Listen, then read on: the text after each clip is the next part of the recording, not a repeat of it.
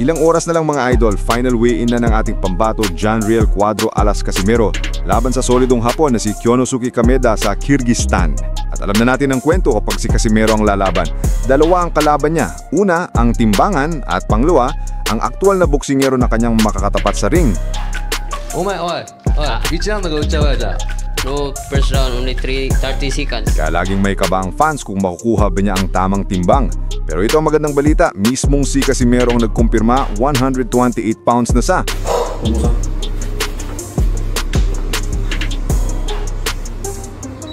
Nice one. Nice one. Saktong-sakto sa catch weight nila ni Kameda.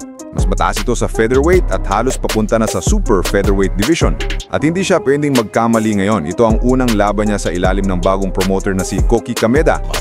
その中でもね、よりいいカードを組めたらなと。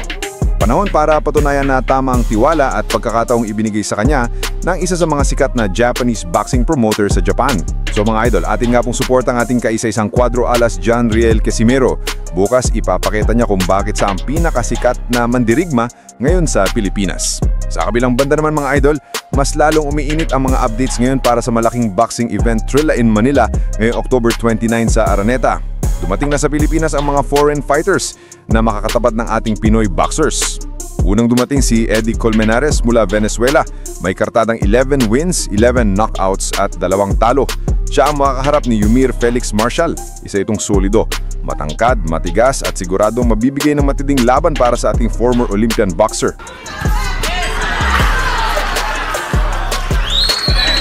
Kasama niyang dumating si Fernando Toro galing din sa Venezuela na may record na 11 wins, 9 knockouts at 2 talo. Siya naman ang haharap kay Marlon Tapales. Halatang batak sa laban at handa rin sa aksyon. At ito pa, dumating na rin ang apo ni Muhammad Ali, si Nico Ali Walsh na may record na 11 wins, 5 knockouts at 2 talo. Makakaharap niya ang Thai boxer na si Kita Clinson. Sa ngayon, nagpapahinga muna sila bago ang press conference at official weigh-in. Me, I'm just circling around. So I want Pero ramdam na agad ang init at tensyon sa paparating na labanan. Kaya mga boxing fans, maghanda na. Trilla in Manila, October 29 sa Araneta Coliseum. Siguradong hindi lang ito laban kundi kasaysayan na laman para sa mundo ng Philippine boxing.